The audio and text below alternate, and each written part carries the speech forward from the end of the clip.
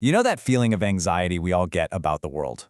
What if a lot of that could be traced back to just one single misunderstanding?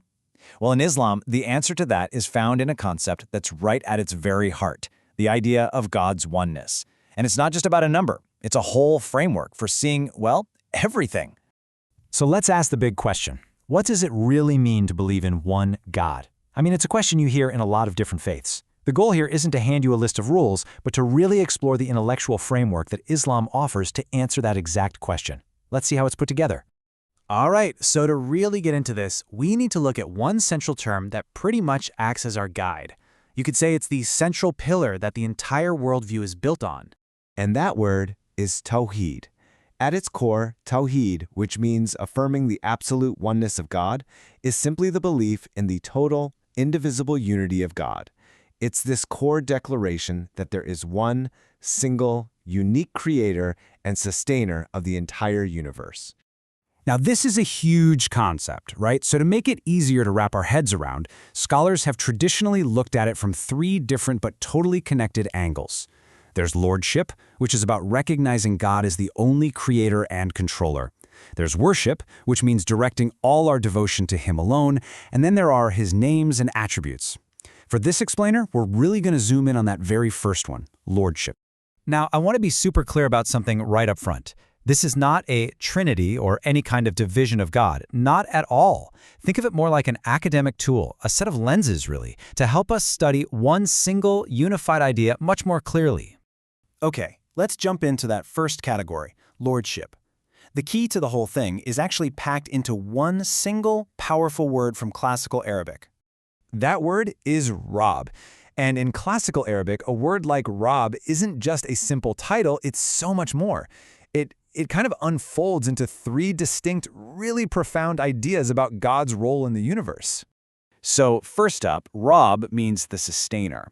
This is the idea that there's a single power actively managing, well, everything. We're talking from the massive orbits of galaxies all the way down to the tiny, intricate beating of your own heart. Second, Rabb means the absolute owner. This is a big one. It suggests that anything we think we own, our house, our money, even our own bodies, it's not really ours. It's more like we're just borrowing it. It's a temporary trust. And the only true eternal owner is the Creator. And third, Rabb means the ultimate sovereign. And the logic here is pretty straightforward. The one who designed and built the universe is in the best position to provide the owner's manual, to define a universal moral compass of right and wrong. There's actually a verse in the Quran that just nails this connection. It ties those two ideas together perfectly. The one who has ownership of the creation is also the one who has the authority of command. It just makes sense, doesn't it? If you make something, you know how it's supposed to work. Okay, so that's the intellectual framework. It's pretty powerful stuff. But what does it all mean for a person day to day? How is this belief supposed to actually, feel in your life? Well, the psychological shift is meant to be huge. I mean, think about it. Most of us feel like we're being pulled in a million different directions, right? By our boss, the economy, what's happening in the news, all these competing forces. This worldview says, wait, what if you could consolidate all that worry, all that anxiety, and place your trust in just one single all-wise hand? And the results of that, the fruits of that belief, as they're called, are meant to be things like a real, genuine sense of peace, even when things are tough.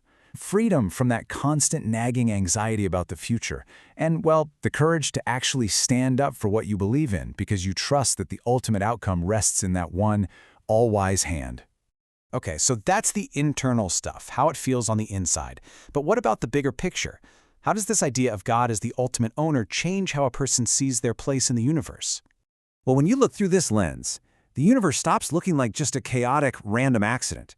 It starts to look more like a purposeful kingdom. And your role in it, your entire purpose, is suddenly defined by your relationship to that one true owner and sovereign. And that really brings us to the final logical step. It's the question this whole framework leads to. If you truly believe that one being sustains all of existence, owns everything in it, and has the ultimate authority over it, then the inevitable question is, who then is the only one who truly deserves your deepest gratitude, your devotion, and your worship?